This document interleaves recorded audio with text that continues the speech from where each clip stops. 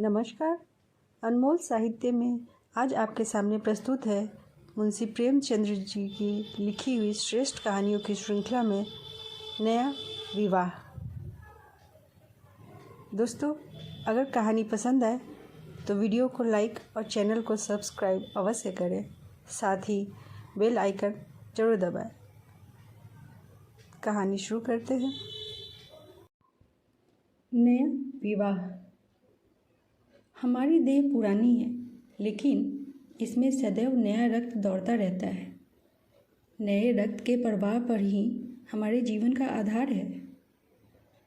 पृथ्वी की इस चिरंतन व्यवस्था में यह नयापन उसके एक एक अणु में, एक एक कण में, तार में बसे हुए स्वरों की भांति गूंजता रहता है। और यह 100 साल की बुढ़िया आज भी नवेली दुल्हन बनी हुई है। जब से लाला डंगामल ने नया विवाह किया है, उनका यौवन नए सिरे से जाग उठा है। जब पहली स्त्री जीवित थी तब वे घर में बहुत कम रहते थे। प्रातः से 10-11 बजे तक तो पूजा पाठ ही करते रहते थे, फिर भोजन करके दुकान चले जाते। वहाँ से 1 बजे रात लौटते और थके मांदे सो जाते।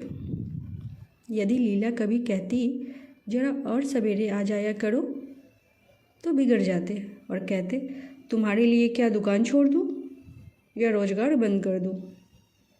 यह वह जमाना नहीं है कि एक लोटा जल चढ़ाकर लक्ष्मी प्रसन्न कर ली जाए। आज उनकी चौखट पर माथा रगड़ना पड़ता है, तब भी उनका मुंह सीधा नहीं होता। लीला बेचारी चुप हो जाती। अभी 6 महीने की बात है। लीला को ज्वर चढ़ा हुआ था। लाला जी दुकान जाने लगे तब उसने डरते डरते कहा, देखो मेरा जी अच्छा नहीं है, जरा सवेरे आ जाना। डंगामल ने पगड़ी उतार कर खूंटी पर लटका दी और बोले, अगर मेरे बैठे रहने से तुम्हारा जी अच्छा हो जाए तो मैं दुकान ना जाऊंगा। लीला हताश होकर बोली, मैं दुकान जाने को तो मना नहीं करती, केवल जरा सवेरे आने को कहती हूँ। तो क्या दुकान पर बैठा मौज क्या करता हूँ? लीला इसका क्या जवाब देती। पति का यह स्नेहहीन व्यवहार उसके लिए कोई नई बात न थी। इधर कई सालों से उसे इसका कठोर अनुभव हो रहा था कि उसकी इस घर में कद्र नहीं है। वह अक्सर इस समस्या पर विचार भी किया करती। पति की सेवा अब पहले से कहीं ज़्यादा करती, उनके कार्यभार को हल्का करने की बराबर चेष्टा करती रहती, बराबर प्रसन्नचित्त रहती। कभी भी उनकी इच्छा के विरुद्ध कोई काम नहीं करती। अगर उसकी जवानी ढल चुकी थी तो इसमें उसका क्या अपराध था? किसकी जवानी सदैव स्थिर रहती है? अगर उसका स्वास्थ्य उतना अच्छा न था तो इसमें उसका क्या दोष? उसे बेकसूर को दंड दिया जाता है। उचित तो यह था कि 25 साल का सहचर्य अब एक गहरी मानसिक और आत्मिक अनुरूपता का रूप धारण कर लेता, जो दोष को भी गुण बना लेता, जो पके फल की तरह ज़्यादा रसीला, ज़्यादा मीठा, ज़्यादा सुंदर हो जाता है। लेकिन लाला जी का वनिक हृदय हर एक पदार्थ को वाणिज्य की तराजू से तौलता था। बुढ़ी गाय जब दूध न दे सकती, न बचे, तब उसके लिए गौशाला ही सबसे अच्छी जगह है। उनके विचार में लीला के लिए इतना ही काफ़ी था कि घर की मालकिन बनी रहे और आराम से खाए और पड़ी रहे। उसे अख्तियार है, चाहे जितने जेवर बनवाए, चाहे जितना स्नान व पूजा करे, केवल उनसे दूर रहे। मानव प्रकृति की जटिलता का एक रहस्य यह था कि डंगामल जिस आनंद के लिए लीला को वंचित रखना चाहते थे, जिसकी उसके लिए कोई ज़रूरत ही न समझते थे, खुद उसी के लिए सदैव प्रयत्न करते रहते थे। लीला 40 वर्ष होकर बुढ़ी समझ ली गई थी, किंतु वे 45 के होकर भी अभी जवान ही थे, जवानी के उन्माद और उल्लास से भरे हुए। लीला से अब उन्हें एक तरह की अरुचि होती थी और वह दुखिया जब अपनी त्रुटियों का अनुभव करके प्रकृति की निर्दय आघातों से बचने के लिए रंग व रोगन की आड़ लेती, तब लाला जी उसके बूढ़े नखरों से और भी घृणा करने लगते। वे कहते, वाह हरी तृष्णा, 7 लड़कों की तो माँ हो गई, बाल खिचड़ी हो गए, चेहरे धुले हुए फलालेन की तरह सिकुड़ गए, मगर आपको अभी महावर, सिंधु, मेहंदी और उपटन की हवस बाकी ही है।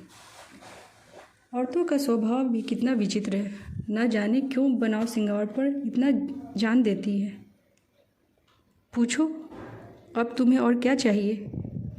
क्यों नहीं मन को समझा लेती कि जवानी विदा हो गई है और इन उपादानों से वह वापस नहीं बुलाई जा सकती। लेकिन वे खुद जवानी का स्वप्न देखते रहते थे। उनकी जवानी की तृष्णा अभी शांत न हुई थी। जाड़ों में रसों और पाकों का सेवन करते थे, हफ्ते में 2 बार खिजाब लगाते और एक डॉक्टर से मंकीलैंड के विषय में पत्र व्यवहार भी कर रहे थे। लीला ने उन्हें असमंजस में देखकर कातर स्वर से पूछा, कुछ बतला सकते हो? कै बजे आओगे? लाला जी ने शांत भाव से पूछा, तुम्हारा जी कैसा है आज? लीला क्या जवाब दे? अगर कहती कि बहुत खराब है तो शायद वे महाशय वही बैठ जाए और उसे जली कुटी सुनाकर अपने दिल का बुखार निकाल ले। अगर कहती है कि अच्छी हूँ तो शायद निश्चिंत होकर 2 बजे तक खबर ले। इस दुविधा में डरते डरते बोली, अब तक तो हल्की थी, लेकिन अब कुछ भारी हो रही है। तुम जाओ, दुकान पर लोग तुम्हारी राह देखते होंगे। हाँ, ईश्वर के लिए 1-2 न बजा देना, लड़के सो जाते हैं, मुझे जरा भी अच्छा नहीं लगता, जी घबराता है। सेठ जी ने अपने स्वर में स्नेह की चाशनी देकर कहा, 12 बजे तक आ जाऊंगा। लीला का मुख धूमिल हो गया।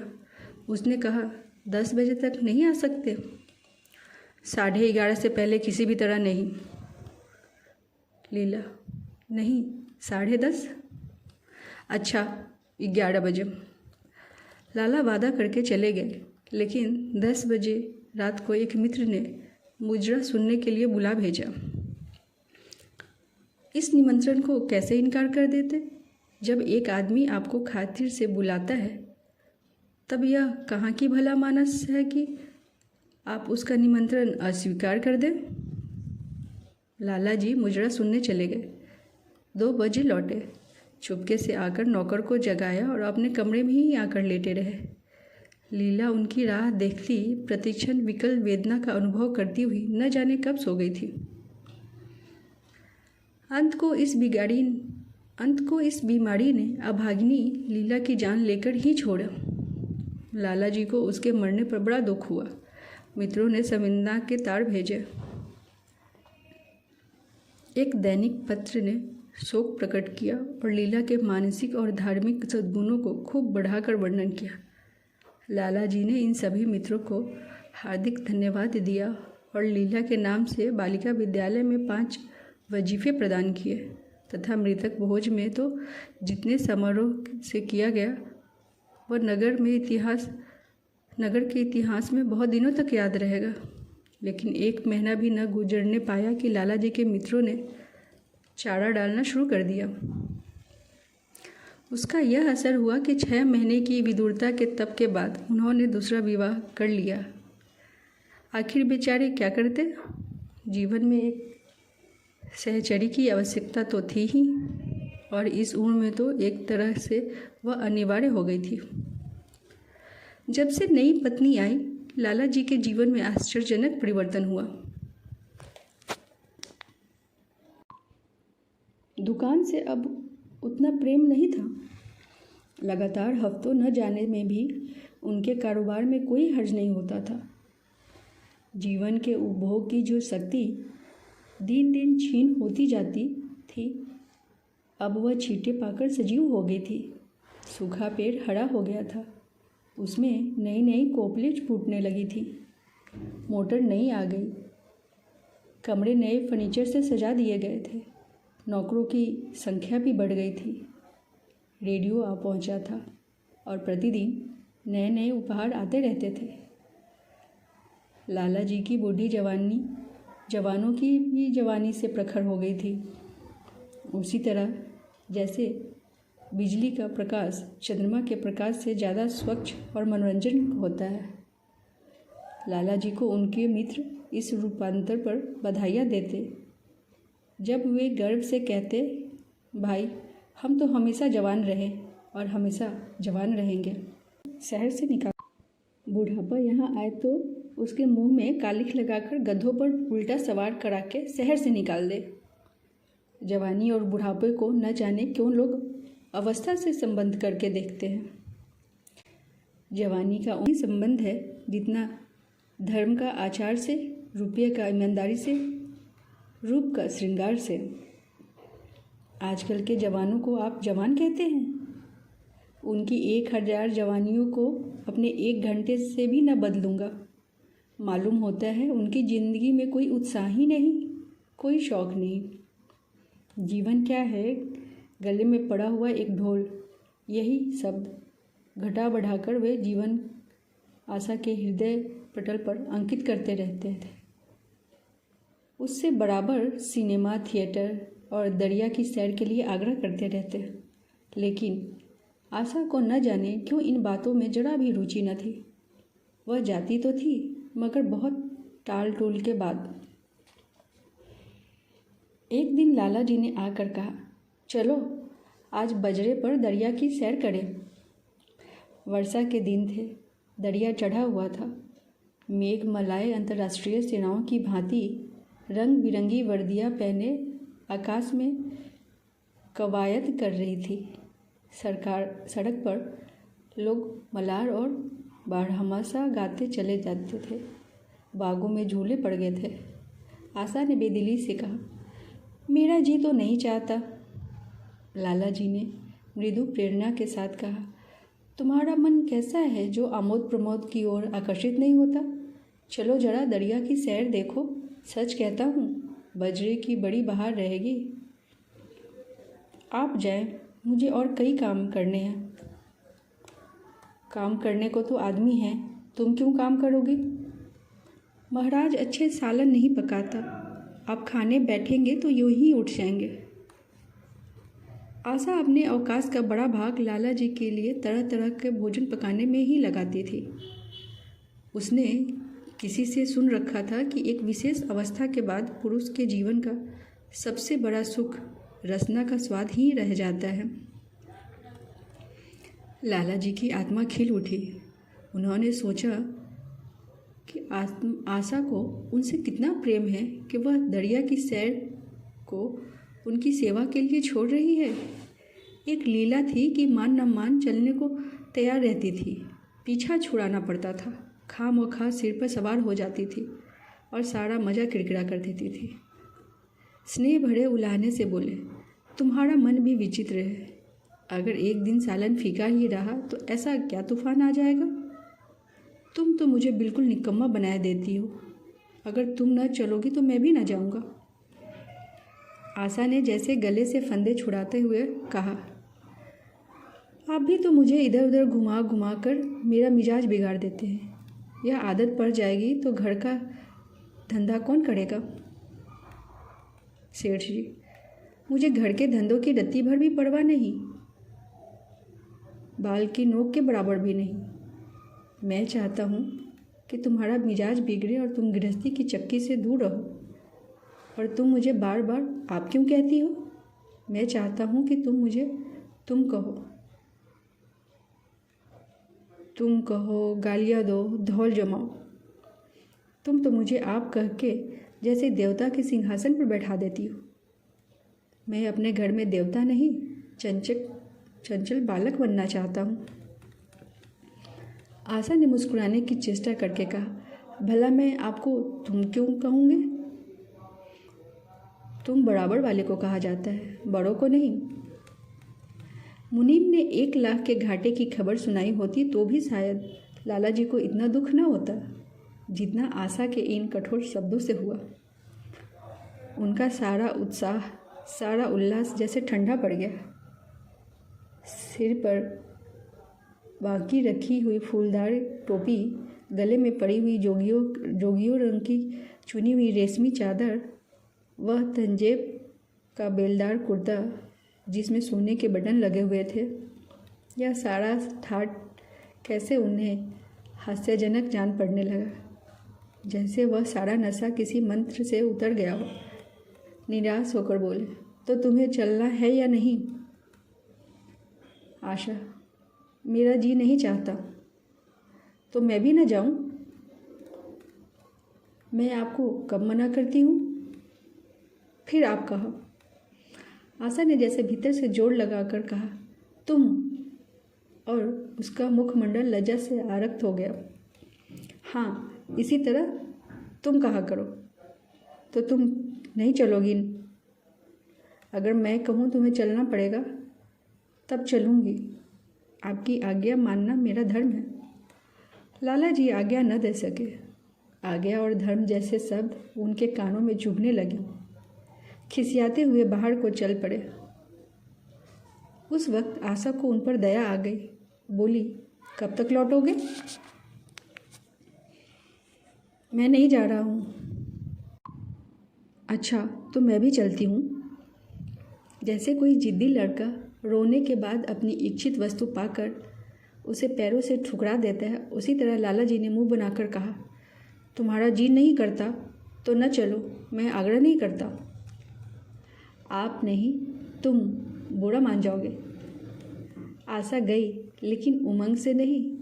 जिस मामूली वेश में थी उसी तरह चल खड़ी हुई। न कोई सजीली साड़ी, न जड़ाऊ गहने, न कोई श्रृंगार, जैसे कोई विधवा हो।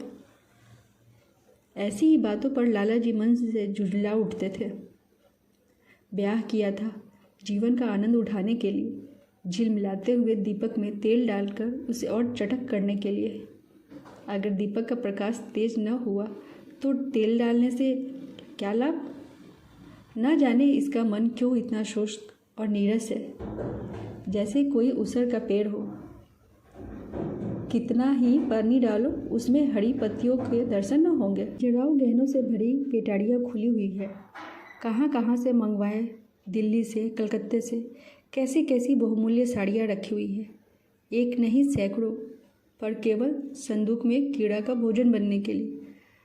दरिद्र घर की लड़कियों में यही ऐब होता है, उनकी दृष्टि सदैव संकीर्ण रही है। न खा सके, न पहन सके, न दे सके। उन्हें तो खजाना भी मिल जाए तो यही सोचती रहेंगी कि खर्च कैसे करे। दरिया की सैर तो हुई, पर विशेष आनंद न आया। कई महीनों तक आशा की मनोवृत्तियों को जगाने के असफल प्रयास करते लाला जी ने समझ लिया कि इसकी पैदाइश ही मुहर्रमी है। लेकिन फिर भी निराश न हुए। ऐसे व्यापार में बड़ी रकम लगाने के बाद वे उसमें अधिक से अधिक लाभ उठाने की वाणिक प्रवृत्ति को कैसे त्याग देते? विनोद की नई नई योजनाएं पैदा की जाती। ग्रामोफोन अगर बिगड़ गया है, गाता नहीं है या साफ आवाज़ नहीं निकलती, तो उसकी मरम्मत करानी पड़ेगी। उसे उठाकर रख देना तो मूर्खता है। इधर बूढ़ा महाराज एकाएक बीमार होकर घर चला गया था और उसकी जगह उसका 17-18 साल का जवान लड़का आ गया था। कुछ अजीब गंवार था, बिल्कुल झंगड़ उज्जड़, कोई बात ही नहीं समझता था। जितने फुलके बनाता उतनी तरह के। हाँ, एक बात समान होती, सब बीच में मोटे होते और किनारे पतले होते। दाल कभी तो इतनी पतली जैसी चाय, कभी इतनी गाढ़ा जैसी दही। नमक कभी इतना कम कि बिल्कुल फीकी, कभी इतना तेज कि नींबू का शौकीन। आशा मुंह हाथ धोकर चौके में पहुंच जाती और इस डपोर शंख को भोजन पकाना सिखाती। एक दिन उसने कहा, तुम कितने नालायक आदमी हो जुगल। आखिर इतनी उम्र तक तुम घास खोदते रहे या भार झोंकते रहे कि फुलके तक नहीं बना सकते। जुगल आंखों में आंसू भर कर कहा, बहू जी, अभी तो मेरी उम्र ही क्या है, 17वां ही तो पूरा हुआ है। आशा को उसकी बातों पर हंसी आ गई। उसने कहा, तो रोटियां पकाना क्या 10-5 साल की उम्र में आता है? आप 1 महीना सिखा दे बहू जी, फिर देखिए मैं आपको कैसे फुलके बनाकर खिलाता हूँ कि जी खुश हो जाएगा। जिस दिन मुझे फुलके बनाने आ जाएंगे मैं आपसे कोई इनाम लूँगा। सालन तो अब मैं कुछ कुछ बनाने लगा हूँ। क्यों? आशा ने हौसला बढ़ाने वाली मुस्कुराहट के साथ कहा, सालन नहीं, वो बनाना आता है। अभी कल ही नमक इतना तेज़ था कि खाया न गया। मसाले में कचाद आ रही थी। मैं जब सालन बना रहा था तब आप यहाँ कब थी? अच्छा, तो जब यहाँ बैठी रहूँगी तब तुम्हारा सालन बढ़िया पकेगा। आप बैठी रहती है तब मेरी अकल ठिकाने पर रहती है। आशा को जुगल की इन भोली बातों पर खूब हंसी आ रही थी। हंसी को रोकना चाहती थी पर इस तरह निकल पड़ती थी कि जैसी बड़ी बोतल उड़ेल दे गई हो। और मैं नहीं रहती तब तो आपके कमरे के द्वार पर जाकर बैठता हूँ, वहीं बैठकर आपकी तकदीर को रोता हूँ। आशा ने हंसी रोककर पूछा, क्यों रोते हो? यह न पूछिए बहू जी, आप इन बातों को नहीं समझेंगी। आशा ने उसके मुंह की ओर प्रश्न की आंखों से देखा।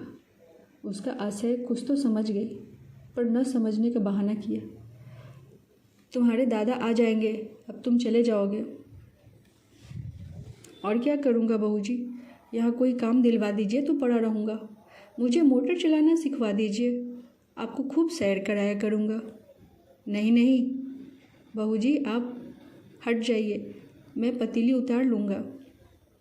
ऐसी अच्छी साड़ी है आपकी, कहीं कोई दाग पड़ जाए तो क्या हो। आशा पतीली उतार रही थी। जुगल ने उसके हाथ से सरसी ले ली। दूर रहो, फुहर तो तुम हो ही, कहीं पतीली पाँव पर गिरा ली तो महीनों झीकोगे। जुगल के मुख पर उदासी छा गई। आशा ने मुस्कुराकर पूछा, क्यों? मुंह क्यों लटक गया सरकार का? जुगल उदासू होकर बोला, आप मुझे डांट देती हैं बहू जी, तब मेरा दिल टूट जाता है। सरकार कितना ही घुड़के मुझे बिल्कुल ही दुख नहीं होता। आपकी नज़र कड़ी करके देखकर मेरा खून सर्द हो जाता है। आशा ने दिलासा दिया, मैंने तुम्हें डांटा तो नहीं, केवल यही कहा कि पतीली तुम्हारे पाँव पर गिर पड़े तो क्या हो। हाथ ही तो आपका भी है, कहीं आपके हाथ से छूट पड़े तो। लाला डंगामल ने रसोई के द्वार पर आकर कहा, आशा जरा यहाँ आना, देखो तुम्हारे लिए कितने सुंदर गमले लाया हूँ, तुम्हारे कमरों के सामने रखे जाएंगे। तुम यहाँ धुए धक्कड़ में क्यों हलकान होती हो? इस लड़के से कह दो कि जल्दी महाराज को बुलाए, नहीं तो कोई दूसरा महाराज रख लूँगा। महाराजों की कमी नहीं है, आखिर कब तक कोई रियायत करे? गद्दे को जरा भी तमीज नहीं है। सुनता है जुगल, लिख दे आज अपने बाप को। चूल्हे पर तवा रखा हुआ था। आशा रोटियां बेलने में लगी थी और जुगल तवे के लिए रोटियों का इंतजार कर रहा था। ऐसी हालत में आशा भला कैसे गमले देखने जाती? उसने कहा, जुगल रोटियां टेढ़ी मेढ़ी बेल डालेगा। लाला जी ने कुछ चिढ़ कर कहा, अगर टेढ़ी मेढ़ी रोटियां बेलेगा तो निकाल दिया जाएगा। आशा अनसुनी करके बोली, 10-5 दिन में सीख जाएगा, निकालने की क्या ज़रूरत है। सेठ जी, तुम आकर बतला दो गमले कहाँ रखे जाए। कहती तो हूँ, रोटियां बेल कर आई जाती हूँ। नहीं, मैं कहता हूँ तुम रोटियां मत बेलो। आप तो खामखा जिद करते हैं। लाला जी सन्नाटे में आ गए। आशा ने कभी इतनी रुखाई से उन्हें जवाब न दिया था, और यह केवल रुखाई न थी, इसमें कटुता भी थी। लज्जित होकर चले गए। उन्हें ऐसा क्रोध आ रहा था कि इन गमलों को तोड़कर फेंक दे और सारे पौधों को चूल्हे में डाल दे। जुगल ने सहमते हुए स्वर में कहा, आप चली जाएं बहू जी, सरकार बिगड़ जाएंगे। बको मत, जल्दी जल्दी फुलके सेको, नहीं तो निकाल दिए जाओगे। और आज मुझसे रुपये लेकर अपने लिए कपड़े बनवा ले। भिखमंगों सी सूरत बनाए घूमते हो और बाल इतने बढ़ा क्यों रखे हैं? तुम्हें नाई भी नहीं जोड़ता क्या? जुगल ने दूर की बात सोची, बोला कपड़े बनवा तो लूँ, तो दादा को हिसाब क्या दूंगा? अरे पगले, हिसाब में नहीं देने को कहती हूँ, मुझसे ले जाना। जुगल काहिलपन की हंसी हंसा। आप बनवाएंगी तो अच्छे कपड़े लूँगा, खद्दर के मलमल का कुर्ता, खद्दर की धोती, रेशमी चादर और अच्छा सा चप्पल। आशा ने मीठी मुस्कान से कहा, और अगर अपने दाम से बनवाने पड़े तो? तब कपड़े ही क्यों बनवाऊंगा? आशा, बड़े चालाक हो तुम। जुगल ने अपनी बुद्धिमत्ता का प्रदर्शन किया। आदमी अपने घर में सूखी रोटियां खाकर सो रहता है, लेकिन दावत में तो अच्छे अच्छे पकवान ही खाता है। वहाँ भी यदि सूखी रोटियां मिले तो वह दावत में ही क्यों जाए? यह सब मैं नहीं जानती। एक गाढ़े का कुर्ता बनवा लो और एक टोपी ले लो, हजामत के लिए 2 आने पैसे ऊपर से ले लो। जुगल ने मान करके कहा, रहने दीजिए, मैं नहीं लेता। अब अच्छे कपड़े पहनकर निकलूँगा तब तो आपकी याद आवेगी। सड़ियल कपड़े पहनकर तो और जी जलेगा। तुम स्वार्थी हो, मुफ्त के कपड़े लोगे और साथ ही बढ़िया भी। जब यहाँ से जाने लगूँ तो आप मुझे एक चित्र दीजिएगा। मेरा चित्र लेकर क्या करोगे? अपनी कोठरी में लगाऊंगा और नित्य देखा करूँगा। बस वही साड़ी पहनकर खिंचवाना जो कल पहनी थी, और वही मोतियों की माला भी। मुझे नंगी नंगी सूरत अच्छी नहीं लगती। आपके पास तो बहुत गहने होंगे, आप पहनती क्यों नहीं? तो तुम्हें गहने अच्छे लगते हैं? बहुत अच्छे लगते हैं। लाला जी ने फिर आकर जलते हुए मन से कहा, अभी तक तुम्हारी रोटियां नहीं पकी जुगल। अगर कल से तूने अपने आप अच्छी रोटियां न पकाई तो मैं तुझे निकाल दूंगा। आशा ने तुरंत हाथ मुंह धोया और बड़े प्रसन्न मन से लाला जी के साथ गमले देखने चली। इस समय उसकी छवि में प्रफुल्लता की रौनक थी, बातों में भी जैसे शक्कर घुली हुई थी। लाला जी का सारा खिसियानापन मिट गया था। उसने गमलों को मुग्ध आंखों से देखा। उसने कहा, मैं इनमें से कोई गमला न जाने दूंगी। सब मेरे कमरे के सामने रखवाना। सब कितने सुंदर पौधे हैं, वाह! इनके हिंदी नाम भी मुझे बतला देना। लाला जी ने छेड़ा। सब गमले क्या करोगे? 10-5 पसंद कर लो, शेष मैं बाहर रखवा दूंगा। जी नहीं, मैं एक भी न छोड़ूंगी, सब यहीं रखे जाएंगे। सेठ जी, बड़ी लालचीन हो तुम। आशा, लालचीन ही सही, मैं आपको एक भी न दूंगी। सेठ जी, दो चार तो दे दो, इतनी मेहनत से लाया हूँ। जी नहीं, इनमें से एक भी न मिलेगा। दूसरे दिन आशा ने अपने को आभूषण से खूब सजाया और फिरोजी साड़ी पहनकर निकली। तब लाला जी की आंखों में ज्योति आ गई। समझे, अवश्य ही सब उनके प्रेम का जादू है, कुछ कुछ चल रहा है। नहीं तो उनके बार बार आग्रह करने पर भी, बार बार याचना करने पर भी उसने कोई आभूषण न पहना था। कभी कभी मोतियों का हार गले में डाल लेती थी, वह भी ऊपरी मन से। लेकिन आज वह आभूषण से अलंकृत होकर फूली नहीं समाती, इतराए जाती है, मानो कहती हो, देखो मैं कितनी सुंदर हूँ। पहले जो बंद कली थी वह आज खिल गई थी। लाला जी पर घड़ों नशा चढ़ा हुआ था। वे चाहते थे उनके मित्र बंधुवर्ग आकर इस सोने की रानी के दर्शनों से अपनी आँखों को ठंडी करे। देखिए कि वह कितनी सुखी, संतुष्ट और प्रसन्न है। जिन विद्रोहियों ने विवाह के समय तरह तरह की शंकाएं की थी, वे आंखें खोलकर देखे कि डंगामल कितने सुखी हैं। विश्वास, अनुराग और अनुभव के चमत्कार किया। उन्होंने प्रस्ताव किया, चलो कहीं घूम आए, बड़ी मज़ेदार हवा चल रही है। आशा इस वक्त कैसे जा सकती थी? अभी उसे रसोई में जाना था। वहाँ से कहीं 1 बजे फड़के दूसरे धंधे सिर पर सवार हो जाएंगे। सैर सपाटों के पीछे क्या घर चौपट कर दे? सेठ जी ने उसका हाथ पकड़ लिया और कहा, नहीं, आज मैं तुम्हें रसोई में न जाने दूंगा। महाराज के किए कुछ न होगा, आशा ने कहा। सेठ जी, तो आज उसकी सामत भी आएगी। आशा के मुख पर से प्रफुल्लता जाती रही। मन भी उदास हो गया। एक सोफा पर लेट कर बोली, आज न जाने क्यों कलेजे में मीठा मीठा दर्द हो रहा है। ऐसा दर्द कभी नहीं होता था। सेठ जी घबरा उठे। यह दर्द कब से हो रहा है? हो तो रहा है रात से ही, लेकिन अभी कुछ कम हो गया था, अब फिर होने लगा। रह रहकर जैसे चुभन हो जाती है। सेठ जी एक बात सोचकर दिल ही दिल में फूले उठते। अब वे गोलियां रंग ला रही हैं। राज वैद्य जी ने कहा भी था कि जरा सोच समझकर इसका सेवन कीजिएगा। क्यों न हो, खानदानी वैद्य है। इनके बाप बनारस के महाराज के चिकित्सक थे। पुराने और परिचित नुस्खे हैं इनके पास।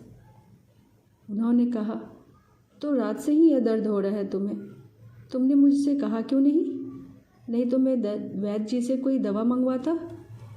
मैंने समझा था अपने आप ही अच्छा हो जाएगा, मगर बढ़ रहा है, आशा ने कहा। सेठ जी ने आशा के आंचल की तरफ हाथ बढ़ाया। आशा ने शर्मा कर सिर झुका लिया। उन्होंने कहा, यह तुम्हारी शरारत मुझे अच्छी नहीं लगती। मैं अपनी जान से मरती हूँ और तुम्हें हंसी सूझती है। जाकर कोई दवा ला दो। सेठ जी अपने पुरुषत्व का यह डिप्लोमा पाकर उससे कहीं ज़्यादा प्रसन्न हुए जितना राय बहादुरी पाकर होते। इस विजय का डंका पीटे बिना उन्हें कैसे चैन आ सकता था। सेठ जी अपने पुरुषत्व का यह डिप्लोमा पाकर उससे कहीं ज़्यादा प्रसन्न हुए जितना राय बहादुरी पाकर होते। इस विजय का डंका पीटे बिना उन्हें कैसे चैन आ सकता था। जो लोग उनके विवाह के विषय में द्वेष में टिप्पणियाँ कर रहे थे, उन्हें नीचे दिखाने का कितना अच्छा अवसर हाथ आया था। और इतनी जल्दी। पहले पंडित भोला के नाथ के पास गए और भागे ठोक कर बोले, भाई मैं तो बड़ी विपत्ति में फंस गया। कल से उनके कलेजे में दर्द हो रहा है। कुछ बुद्धि काम नहीं करती। कहती थी ऐसा दर्द पहले कभी न हुआ था। भोलानाथ कुछ बहुत हमदर्दी न दिखाई। सेठ जी यहाँ से उठकर अपने दूसरे मित्र लाला फागमल के पास पहुँचे और उनसे भी लगभग इन्हीं शब्दों के द्वारा सुख संवाद कहा। फागमल बड़ा सोहदा था, मुस्कुरा कर बोला, मुझे तो आपकी शरारत मालूम होती है। सेठ जी की बाछें खिल गई। उन्होंने कहा, मैं अपना दुख सुना रहा हूँ और तुम्हें दिल लगी सोचती है। जरा भी आदमियता तुम में नहीं है। मैं दिल लगी नहीं कर रहा हूँ, इसमें दिल लगी की क्या बात है। वे हैं कमसिन कोमलांगी, आप ठहरे पुराने लठैत दंगल के पहलवान। बस अगर यह बात ना निकले तो मुझे मुंडा लूँ। सेठ जी की आंखें जगमगा उठी। मन में यौवन के भावना प्रबल हो उठी और उसके साथ मुख पर यौवन की झलक आ गई। छाती जैसे कुछ फैल गई। चलते समय उनके पैर कुछ अधिक मजबूती से ज़मीन पर पड़ने लगे और सिर की टोपी भी न जाने कैसे बाकी हो गई। आकृति से बागपन की शान बरसने लगी।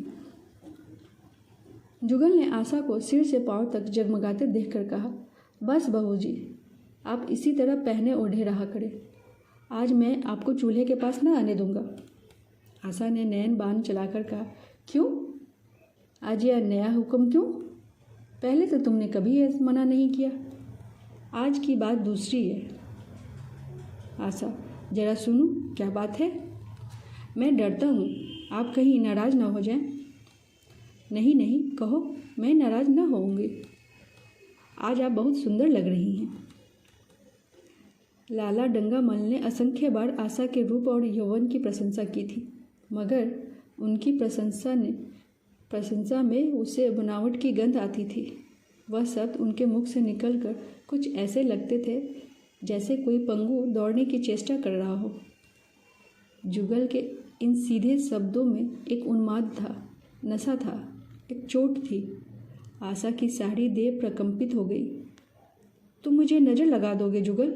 इस तरह क्यों घूरते हो? जब यहाँ से चला जाऊँगा तब आपकी बहुत याद आएगी। रसोई पकाकर तुम सारे दिन क्या करते रहते हो, दिखाई नहीं देते? सरकार रहते हैं इसलिए नहीं आता। फिर अब तो मुझे जवाब मिल रहा है। देखिए भगवान कहाँ ले जाते हैं। आशा की मुख मुद्रा कठोर हो गई। उसने कहा, कौन तुम्हें जवाब देता है? सरकार ही तो कहते हैं कि तुझे निकाल दूंगा। आशा, अपना काम किए जाओ, कोई नहीं निकालेगा। अब तुम फुलके भी अच्छे बनाने लगे। जुगल, सरकार हैं बड़े गुस्सेवर। आशा, 2-4 दिन में उनका मिजाज ठीक किए देती हूँ। आपके साथ चलते हैं तो आपके बाप सही लगते हैं। आशा, तुम बड़े मुंहफट हो, खबरदार जबान संभाल कर बात किया करो। किंतु अप्रसन्नता का यह झीना आवरण उसके मनोरहस्य को न छिपा सका। वह प्रकाश की भांति उसके अंदर से निकलना पड़ता था। जुगल ने फिर उसी निर्भीकता से कहा, मेरा मुंह कोई बंद कर ले, यहाँ तो सभी यही कहते हैं। मेरा ब्याह कोई 50 साल की बुढ़िया से कर दे तो मैं घर छोड़कर भाग जाऊँ, या खुद जहर खा लूँ या उसे जहर देकर मार डालूँ। फांसी ही तो होगी। आशा उस कृत्रिम क्रोध को कायम न रख सकी। जुगल ने उसकी हृदय विनता के तारों पर मिजराब की ऐसी चोट मारी थी कि उसके बहुत जब्त करने पर भी मन की व्यथा बाहर निकल आई। उसने कहा, भाग्य भी तो कोई वस्तु है। जुगल, ऐसा भाग्य जाए भाड़ में। आशा, तुम्हारा ब्याह किसी बुढ़िया से ही करूँगी, देख लेना। तो मैं भी जहर खा लूँगा, देख लीजिएगा। क्यों? बुढ़िया तुम्हें जवान स्त्री से ज़्यादा प्यार करेगी, ज़्यादा सेवा करेगी, तुम सीधे रास्ते पर रखेगी। जुगल, यह सब काम माँ का है। बीवी जिस काम के लिए है उसी काम के लिए रहे। आखिर बीवी किस काम के लिए है? तभी मोटर की आवाज़ आई। न जाने कैसे आशा के सिर का आंचल खिसक कर कंधों पर आ गया। उसने जल्दी से आंचल खींचकर सिर पर रख लिया और यह कहती हुई अपने कमरों की तरफ लपकी कि लाला भोजन करके चले जाए, तब आना। दोस्तों, अभी आप सुन रहे थे मुंशी प्रेमचंद्र जी की लिखी हुई कहानी नया विवाह। तो कहानी आपको कैसी लगी आप कमेंट में ज़रूर बताएं और लाइक और सब्सक्राइब ज़रूर करें।